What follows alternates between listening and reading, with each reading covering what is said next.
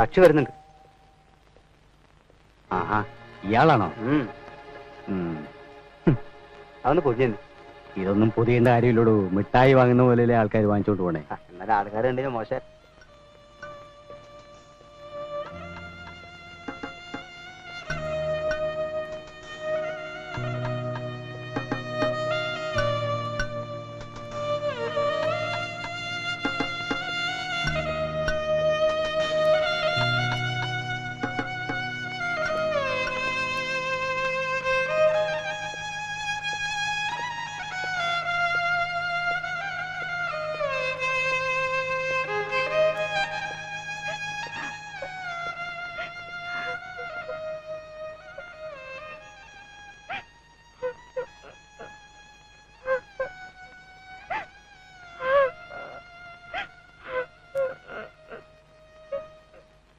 കാര്യം എന്താണെന്ന് എനിക്ക് മനസ്സിലായി. വരുന്ന വഴിക്ക് ഞാൻ കണ്ടു. ലക്ഷ്മി ഇങ്ങനെ കരഞ്ഞതുകൊണ്ടോ വിഷമിച്ചതുകൊണ്ടോ അത് എഴുതി വെച്ചവര് മാച്ചു കളയാനൊന്നും പോകുന്നില്ല. സത്യം എന്താണെന്ന് നമുക്കറിയാം. പക്ഷെ നാട്ടുകാരെ അതൊന്നും ബോധ്യപ്പെടുത്താൻ പറ്റില്ലല്ലോ. ഏതൊരു പെൺകുട്ടിക്കും സഹിക്കാൻ കഴിയാത്ത ഒന്നാണ് ഉണ്ടായതെന്ന് അറിയാമെങ്കിലും പറയുകയാണ്. സാരമില്ലാന്ന് കരുതിയ വിഷമം കുറെയൊക്കെ മാറിക്കിട്ടും. കരയണ്ട. ഇങ്ങനെ കരഞ്ഞാൽ എന്നെ കുറെ വിഷമിപ്പിക്കാമെന്നല്ലാതെ എന്താ കാര്യം?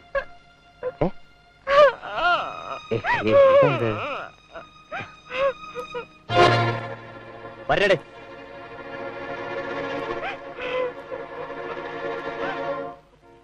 ആരെങ്കിലും എന്തെങ്കിലുമൊക്കെ എഴുതി വെച്ചെന്നും പറഞ്ഞ് എനിക്കൊരു വിഷമവുമില്ല. രാമേന്ദ്രൻ എനിക്കറിഞ്ഞൂടെ? ദേ, വേണമെങ്കിൽ നമുക്കൊരു കാര്യം ചെയ്യാം. ആരും കാണാണ്ട് ഇപ്പൊ തന്നെ പോയി ആ പെണ്ണിന്റെ പേര് എഴുതിയിരിക്കുന്നൊക്കെ മാച്ച് അവിടെയൊക്കെ എന്റെ പേര് എഴുതി വെക്കാം. എന്താ ഐഡിയ ഒക്കെ കൊള്ളാം. താനീ പറഞ്ഞത് എന്നെ രക്ഷിക്കാനല്ലെന്നും തന്റെ ഒരു അസൂയ കൊണ്ട് മാത്രമാണെന്നും എനിക്കറിയാം. അസൂയ കൊണ്ട് തന്നെയാ. രാമേന്ദ്രൻ അറിയോ, രാമേന്ദ്രന്റെ പേരിന്റെ കൂടെ വേറെ ഏതൊരു പെണ്ണിന്റെ പേര് എഴുതിയാലും എനിക്ക് സഹിക്കില്ല. പക്ഷേ എനിക്കിഷ്ടമാണെങ്കിലോ?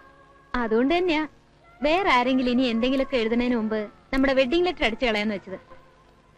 സാറിന് ഏതാ വേണ്ടെന്ന് സെലക്ട് ചെയ്യ്. തനിക്ക് ഏതാ ഇഷ്ടം? അത് ഞാൻ പിന്നെ പറയാം. ആദ്യം സാറിന് ഇഷ്ടപ്പെട്ട ഏതാണെന്ന് പറ.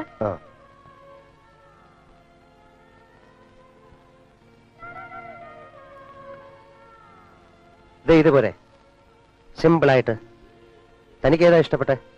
അത് തന്നെ മതി. പ്രിന്റ് ചെയ്യുന്നത് ഗോൾഡൻ ലെറ്റേഴ്സിലായാലോ? ശരിയാ, കുറയ്ക്കണ്ട. നമ്മുടെ കല്യാണക്കുറി സുവർണ ലിപികളിൽ ആലേഖനം ചെയ്യപ്പെടട്ടെ, അല്ലേ?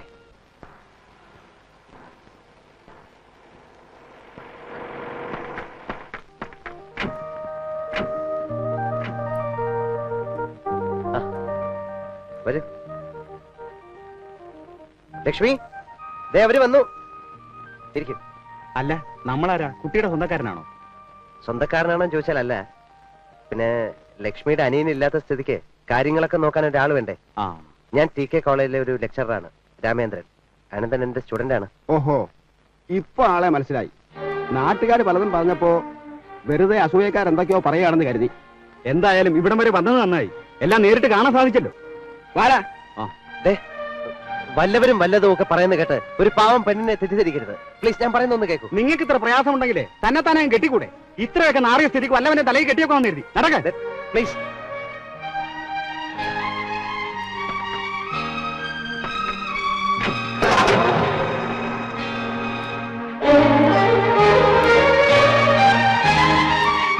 ലക്ഷ്മി,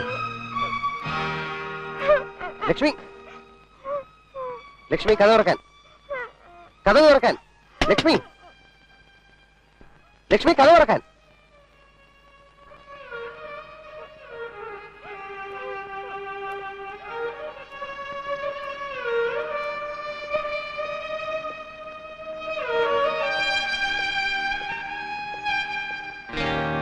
സാർ അങ്ങനെ അങ്ങ് പോയാലോ? ഞങ്ങൾ കുറെ നാളായിട്ട് കാണുന്നതാ. രാത്രിയും പകലുമല്ലാതെ ഇവിടെ കയറി ഇറങ്ങി ഒരു പെണ്ണിന്റെ ജീവിതം തൊലച്ചില്ലേ? ഇതിനൊരു സമാധാനം ഉണ്ടാക്കി ഇവിടുന്ന് പോയാൽ മതി. താനും ഈ പെണ്ണുമായിട്ട് എന്താ ബന്ധം? എന്താ ബന്ധമെന്ന് പറയടോ.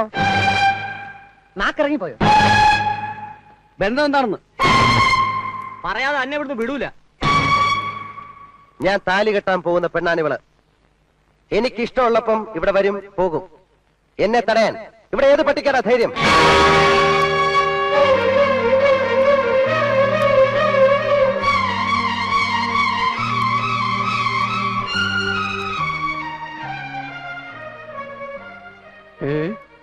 എന്താ രാമേന്ദ്ര ഇത്? നീ ഈ പറയുന്നത് സത്യമാണോ? അതെ, എനിക്കങ്ങനെ ചെയ്യേണ്ടി വന്നു.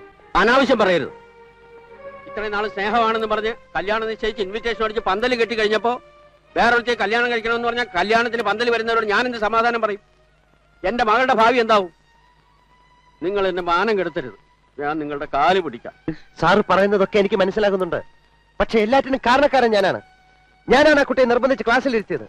ഞാൻ കാരണമാണ് അവൻ മരണത്തിന് മുഹമ്മരെ കണ്ടത്. ഞാൻ കാരണമാണ് ആ പാവം പെൺകുട്ടിയുടെ കല്യാണം മുടങ്ങിയത്. മിണ്ടാനും മൂളാനും പോലും കഴിയാത്ത ആ പെൺകുട്ടിയെ ഒരുപക്ഷെ ഞാൻ കൂടെ കൈവിട്ടാൽ ആത്മഹത്യ എന്നൊരു വഴി മാത്രമേ അവളുടെ മുന്നിൽ ഉണ്ടാകൂ. ഞാൻ പറയുന്നത് ക്രൂരതയാണെന്ന് എനിക്കറിയാം. പക്ഷെ ഞാനില്ലെങ്കിലും മിനിക്കാൻ സർവൈവ്.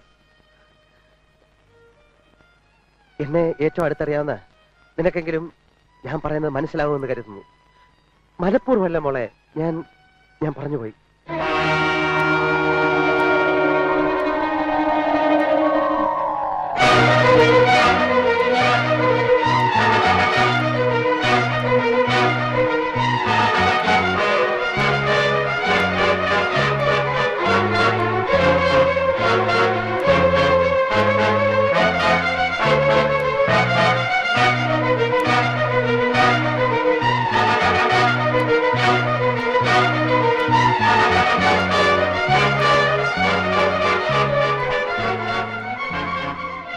എന്താ സാർ? ആ രഞ്ജിയും കൂട്ടരും കണ്ടോ? മാനേജ്മെന്റിന്റെ റൂമിലുണ്ട്. ഇതൊക്കെയാണ് ഇവിടെ സംഭവിച്ചിരിക്കുന്നത്. രാമേന്ദ്രൻ ഇപ്പൊ വന്നത് നന്നായി. We were discussing about you. ഇത്രയും പേരെ കണ്ടപ്പോ തന്നെ അത് മനസ്സിലായി. ഇദ്ദേഹം നമ്മുടെ MP മാത്യു സാർ, രഞ്ജിയുടെ ഫാദർ. ഇവരൊക്കെ മാനേജ്മെന്റിന്റെ. പരിചയപ്പെടുത്തേണ്ട ആവശ്യമില്ല, ആരൊക്കെയാണെന്ന് എനിക്കറിയാം. വി കാണ്ട് എൻകറേജ് യു. ഇവിടുത്തെ പ്രശ്നങ്ങളുടെ എല്ലാം കാരണക്കാരൻ നിങ്ങളാണെന്നാണ് ഞാൻ മാനേജ്മെന്റ് കരുതുന്നത്. ഇതിനു മുമ്പ് ഇവിടെ ഇത്രയും വലിയ ഇഷ്യൂസ് ഉണ്ടായിട്ടില്ല. ചെറിയ ഇഷ്യൂസ് ഉണ്ടായപ്പോഴൊക്കെ വിട്ടുകൊടുത്ത് വലിയ ഇഷ്യൂസ് ഉണ്ടാകാൻ വളം വെച്ച് കൊടുത്ത നിങ്ങളല്ലേ? അടുത്ത വർഷം മുതൽ മാർക്ക് നോക്കി, sorry it was A slip of tongue, donation നോക്കി അഡ്മിഷൻ കൊടുക്കുന്നതിന്റെ കൂടെ ആരോഗ്യം കൂടെ നോക്കിയാൽ കുറച്ചുകൂടെ നന്നായിരിക്കും. പക്ഷെ ഇങ്ങനെ ഒരു കൂട്ടം റൗഡികളെയാണ് നിങ്ങൾ ക്യാമ്പസുകളിൽ നിന്ന് സൃഷ്ടിച്ചു വിടുന്നെങ്കിൽ അടുത്ത തലമുറ ഈ നാടിന്റെ നിറം ചോര ചുവപ്പാക്കും. അല്ല, ഇപ്പൊ ഇവന്മാരൊക്കെ ചെയ്യുന്നതും ഏതാണ്ട് അതൊക്കെ തന്നെയാണല്ലോ. സത്യത്തിൽ നിങ്ങൾ ചെയ്യുന്ന ഒരു സേവനമാണ്. അല്ലെങ്കിൽ ഇവന്മാരുടെ ഒന്നും മക്കൾക്ക് ഗുണ്ടായുസം കാണിക്കാൻ സ്ഥലമുണ്ടാവില്ലായിരുന്നു. പുറത്തിറങ്ങി വല്ലതും കാണിച്ച നാട്ടുകാർ കൈവയ്ക്കും. മിസ്റ്റർ രാമേന്ദ്രൻ, നാവിന് എല്ലില്ലെന്ന് കരുതി എന്തും പറയാമെന്ന് കരുതണ്ട. നിങ്ങൾ രാഷ്ട്രീയക്കാരും ഇതുപോലെ എല്ലില്ലാത്ത നാക്ക് വെച്ചാണ് ഈ നാട്ടിൽ വായി തോന്നിയത് വിളിച്ചു പറഞ്ഞ് കൈയടി മേടിക്കുന്നത്. അതേ എല്ലില്ലാത്ത നാക്ക് വെച്ചാണ് ഈ നാട്ടിലെ ഓരോ പൗരന്റെയും അഭിപ്രായ സ്വാതന്ത്ര്യത്തെ കുറിച്ച് പ്രസംഗിക്കുന്നത്. ഞാൻ പറയുന്നത് എന്റെ അഭിപ്രായമാണ് as A citizen of India. അതുകൊണ്ട് വരട്ടെ. രാമേന്ദ്രൻ, നിങ്ങൾ അതിരെ കിടക്കുന്നു. ഇവിടെ എന്തിനെങ്കിലും അതിരുണ്ടെങ്കിലല്ലേ സാർ കടക്കാൻ പറ്റൂ. മിസ്റ്റർ, നിങ്ങൾ എന്താ കരുതിയത്? നിങ്ങളുടെ തോന്നിവാസത്തിന് തുള്ളാൻ ഞങ്ങളെ കിട്ടുമെന്ന് കരുതിയോ? അല്ലെങ്കിൽ നിങ്ങൾ ഇവിടുത്തെ ആരാ? ലെക്ചർ ഉദ്യോഗം എന്ന് പറഞ്ഞ പിള്ളേരെ തല്ലാനുള്ള ലൈസൻസ് ഒന്നും അല്ല. ഇതെന്താ ഗുരുകുല വിദ്യാഭ്യാസമാണെന്ന് കരുതിയോ? വളച്ചു കെട്ടണ്ട. നിങ്ങൾ പറഞ്ഞു വരുന്നത് എന്താണെന്ന് എനിക്ക് മനസ്സിലായി. എന്നെ സസ്പെൻഡ് ചെയ്യാൻ പോണെന്നായിരിക്കും. അത് വേണ്ട, അതെനിക്ക് കുറച്ചില്ല. ഞാൻ തന്നെ റിസൈൻ ചെയ്തു എന്ന് പറയുന്നതിൽ എനിക്കൊരു അന്തസ്സുണ്ട്. അതുകൊണ്ട് ഞാൻ തയ്യാറെടുത്ത് തന്നെ വന്നിരിക്കുന്നത്. ഇതാ എന്റെ റെസിഗ്നേഷൻ ലെറ്റർ. ഞാൻ ജോലി രാജിവെക്കുന്നു. Now I am a free man.